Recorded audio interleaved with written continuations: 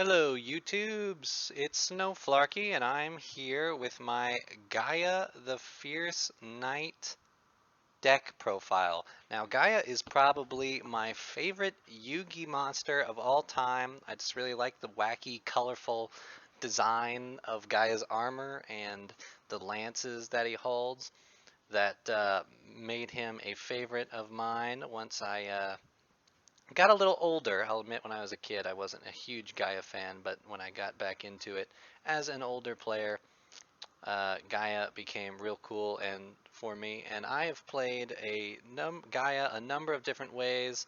Um, I when the Sky Galloping Gaia the Dragon Champion card came out, I picked up a bunch of Gaia cards and started playing them with Blue Eyes as the way to get dragons, which was a pretty solid deck at the time that I had lots of fun with. So when, they finally committed to making Gaia a full fusion turbo, I decided to pick it up. And so here is my take on the Gaia deck. Definitely a more casual build, not the most competitive build, but it's fun and can get some cheesy OTKs. So we'll start by talking about the monsters, of course. We are playing 3 copies of Gaia the Magical Knight. This is the main Gaia monster you want to see for getting your fusions going. You can essentially normal summon him without tribute if you don't have any monsters on the field, or if your opponent controls a monster with 2300 or more attack. And of course, if you do that, when Gaia the Magical Knight is summoned, you can special summon a level 5 dragon monster from your hand or graveyard. That'll help get your dragon online for your fusion, and that facilitates things going, especially since the dragon, most of the time that we are going to be summoning, is going to be our 3 copies of Curse of Dragon, the Cursed Dragon, which is a level 5 dragon that when it's normal or special summoned will add a card that specifically lists Gaia the Dragon Champion in its text, which is a pretty sweet effect to get things going. And then, of course, if this card is sent to the graveyard, you can target a Gaia the Dragon Champion in your monster zone, and you negate the effects of face-up monsters your opponent controls with attack less than or equal to that Gaia the Dragon Champion. So turning off monster effects is pretty good, especially when you'll turn off most effects, because your Gaias can get a pretty high attack power in this deck. So with those two cards, those two cards will be facilitating your fusion plays the most. Our next card to talk about is Triple Artillery Catapult Turtle. This is a card that essentially lets you tribute a monster, including itself, to special summon either a Gaia the Fierce Knight monster or a level 5 dragon monster from your deck. So um, it's just another card that can get you either the Magical Knight or the Cursed Dragon that you need. If you have those online, you can use it to get out any Gaia card or any of the dragons you play in this deck. This essentially can become any of your other monsters that you are playing in this deck. So that makes it a necessary 3 of. You definitely want to see those cards, so you want to see Artillery Catapult Turtle. And fun little tidbit for anyone who's into the new Armed Dragon stuff they released. You can use this to summon Armed Dragon level 5, both the old one and the new Thunder one. So keep that in mind if you're building an Armed Dragon deck. Next, we have 2 copies of Gaia the Fierce Knight of Origin. This is a 4-star 1600 attack. So it's a Gaia you can easily normal summon. He counts as 2 tributes for the tribute summon of a Gaia the Fierce Knight monster. Actually, it's any warrior monster, which is kind of cool. But you don't really use that effect too much. Mostly what you use this card for is its name, and of course this effect where if it's in your graveyard, you can banish it to target a Gaia the Fierce Knight Gaia the Dragon champion you control whose attack is less than its normal attack and restore it back to its normal attack.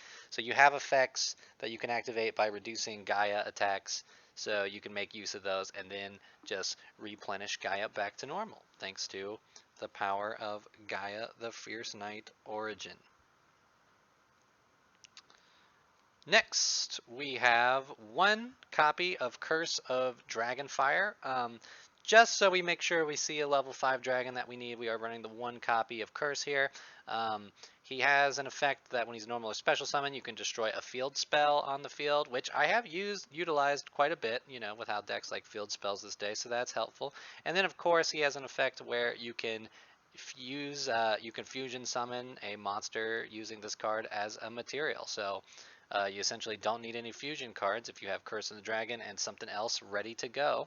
So that effect comes in handy too. So just a good one of extra to make sure we get a level 5 dragon for our fusions. Next, we are running one copy of Soldier Gaia, the Fierce Knight. Soldier Gaia is it's a card that you tribute a fusion monster to special summon this card from your hand. If you do so, you can take a monster on the field and change it to defense mode. Basically, the only real use of this card is pushing for an OTK. If you get your attacks in with a fusion, they're open, they got 2600 or less, you contribute that fusion, summon Soldier Gaia, finish it off. So for that, we only run it as a one of. And our last Gaia monster, I am running one copy of Lord Gaia the Fierce Knight. Definitely not an optimal card for a Gaia deck, but I still find it alright, just because it has that Cyber Dragon effect where you can special summon it out of your hand if your opponent controls a monster and you don't. That can help move along OTKs, get things on board.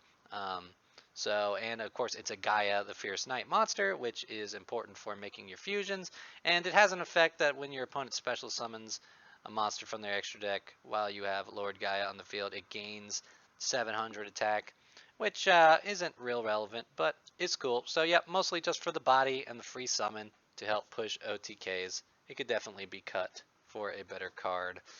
But we're not done with monsters yet because this is a going second deck, so we load up on hand traps. We are playing 3 Psyframe Gamma and the 1 Psyframe Driver for it. Psyframe Gamma, essentially, if you don't control any monsters, you negate a monster effect and destroy it. And then, of course, you summon out a Gamma and a Driver from your hand deck or graveyard. Stopping a crucial effect monster on your opponent's first turn is a pretty big deal. It can open up, it can halt an opponent's turn in the tracks, and that's will help you out a ton because you want to generate a good advantage for OTK. So I definitely like Psyframe Gamma quite a bit as a hand trap. And then I am running 2 copies of Snow Ogre and Ghost Rabbit. This is mostly to fill in the space and just make good of more hand trap synergies, destroy a monster that activates its effect, or actually any face-up card that destroys its effect, which is pretty nice. I like Ghost Ogre. Ash Blossom is definitely probably the better choice, and of course, in general, your hand trap lineup can be whatever hand traps you need and see fit. These are just the ones I play for my specific Dueling Circle metagame, and there's definitely unoptimal cards like Lord Gaia and maybe some spell and trap cards that you can cut for more hand traps if you want that. Next, we are moving on to our spells. We are playing 3 copies of Spiral Fusion, which is our main fusion card in the deck. Essentially, Spiral Fusion allows you to fusion summon a dragon fusion monster.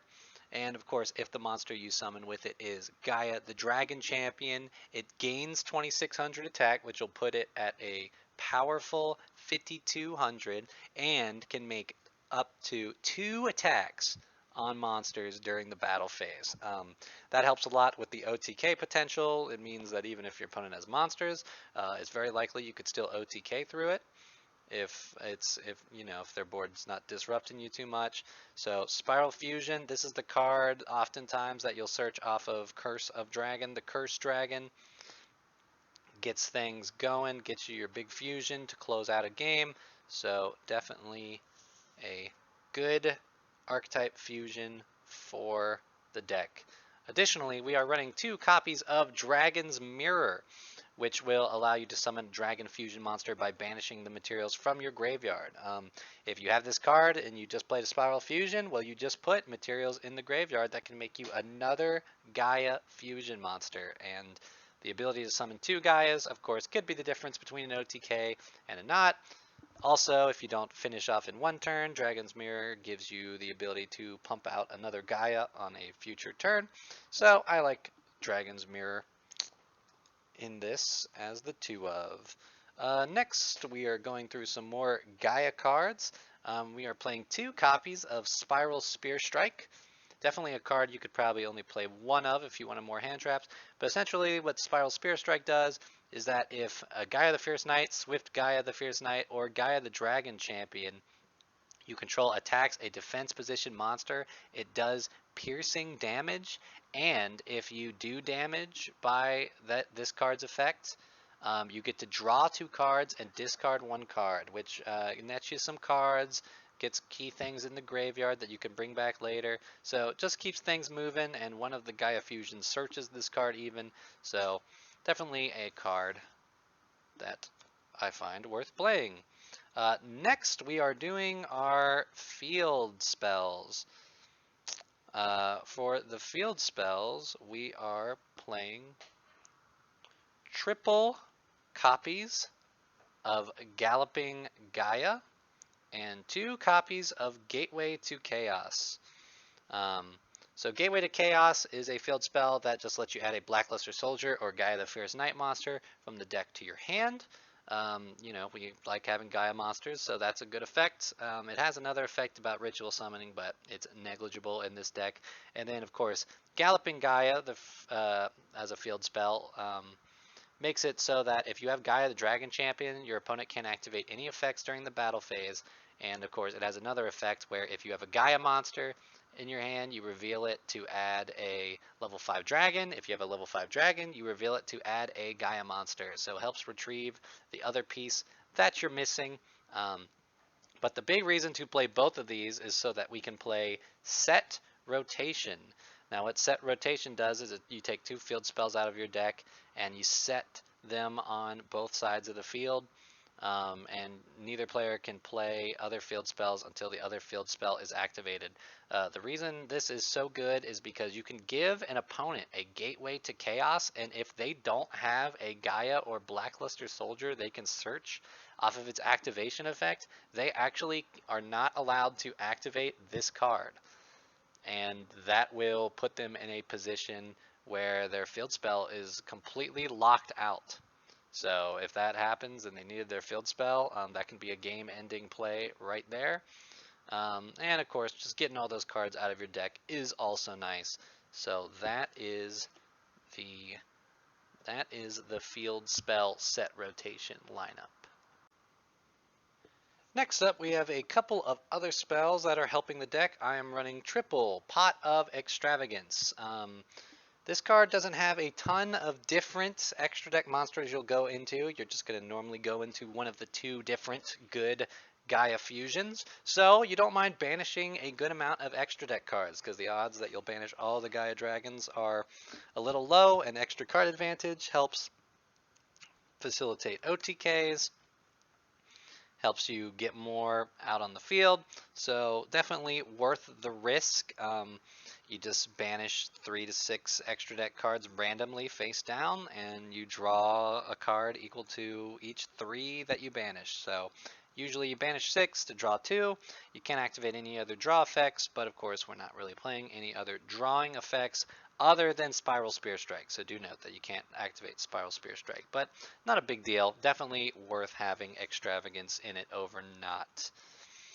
And for the last of the spells, we are running some one-ofs. We are running 1 Return of the Dragon Lords, which you can use to bring out any of your Gaia the Dragon Champion fusion monsters from your grave because they are level 7 or higher. Also, when a dragon monster would be destroyed, you can banish this card instead, so it'll protect that Gaia fusion monster that you bring back. So solid one of card. We are playing the one of monster Reborn, which just special summons a monster from either graveyard. This has a little more flexibility because you can bring back a Gaia the Magical Knight or a Cursed Dragon, Curse of Dragon, if you need a new fusion spell like that, if you haven't got your initial fusion off yet. So definitely finds its use over just running multiple Return of the Dragon Lords. And of course, one Called by the Grave. You really need to make your big OTK push on turn 2, like as soon as you can. So we'd probably play more of this card if we could, but we don't like hand traps disrupting things. So Called by the Grave, pretty good way to stop that hand trap. And then just last, we only are playing one trap card in the deck, one Spiral Reborn. This is just this just allows you to reborn a good old Gaia the Dragon Champion monster. And of course, when you do so, it makes it unaffected by your opponent's card effects. Well, not unaffected. They cannot target it, and it cannot be destroyed. So not unaffected, but cannot be targeted and destroyed. Makes your Gaia a bit resilient that you summon off of. Worth enough that I like playing it as the one of, just because it's a good way to follow up if you can't finish them off on your first battle phase.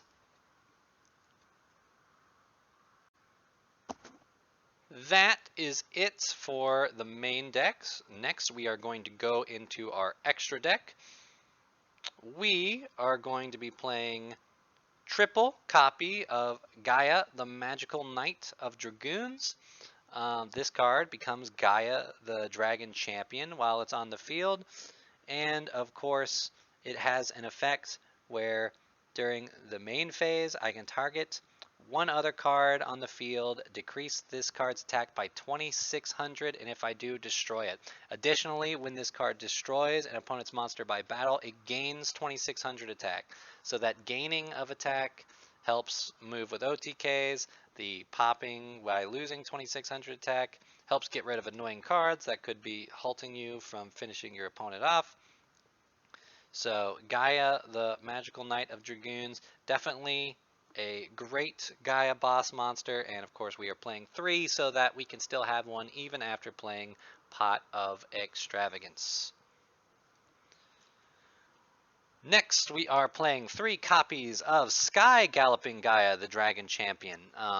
This card also becomes Gaia, the Dragon Champion, while it's on the field, and when this card is summoned, you can add a Spiral Spear Strike from your deck to your hand. So you can add that Spiral Spear Strike to get card advantage, and then of course Sky Galloping Gaia, when it declares an attack on an opponent's monster, you can change that monster's battle position. So you can move attack position monsters to defense to trigger your Spiral Spear Strike, or exploit whatever stat of your opponent's monster is lower to help push in more life point damage, maybe get an OTK. Another card that we are running 3 copies of, just so we don't banish all of them with Pot of Extravagance. Next up, we have some rank 7 XZs for all the Gaia support. I'm running 1 copy of number 11 Big Eye. This one you detach a material to just basically steal an opponent's monster. And Red Eye's Flare Metal Dragon, which you summon so that if your opponent has already been dealt a lot of damage, whenever they activate a card or effect, when this card's on the field, they take 500 life point damage, so it can put them in a position where they really can't play cards without eliminating themselves. Also, when Red Eye's Flare Metal Dragon has materials on it, it cannot be destroyed by card effects, which is pretty cool. So these are the main 2 I'm playing. I don't have Draco Sack, but if you had Draco Sack, I would recommend playing it, because the rest of the extra deck for my build is just filler. those are the only extra deck cards I'm going into. The other extra deck cards I have here are cards for if I side in a Waking the Dragon. Um, so those are Last Warrior from Another Planet. To clarify, Waking the Dragon is a trap card that you just set on the field, and if your opponent destroys it, you can special summon any monster from your deck or extra deck. So I have some extra deck monsters in there, like Last Warrior, that I can get out and sometimes just end a game. Last Warrior simply states that if this card is special summon, destroy all other monsters you control, and then neither player can summon monsters while this card's on the field.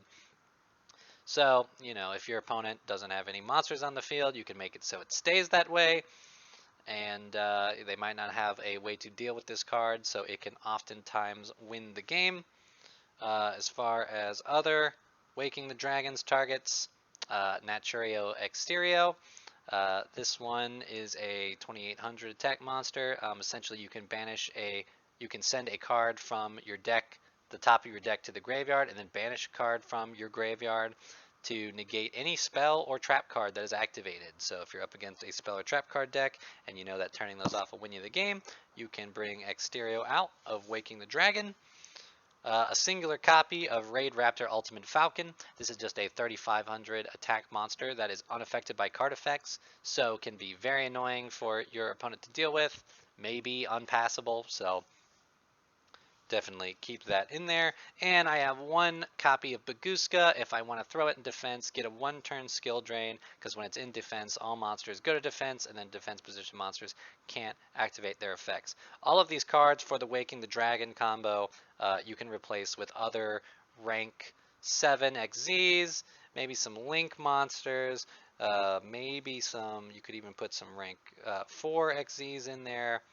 Just a number of different things that you could technically do if you have them, but since I don't, I just run a Waking the Dragon package of extra deck monsters because Waking the Dragon does pretty well my in my dueling circle format, I should say. So that is it for the Gaia deck. It's definitely a solid deck if you like summoning big attack power monsters, if you like things where the battle phase matters. Definitely a deck I would recommend trying out for any Yugi fans. It's just a fun, big fusion damage build. So I hope you enjoyed it. I will catch you all in the next time. Thanks for watching.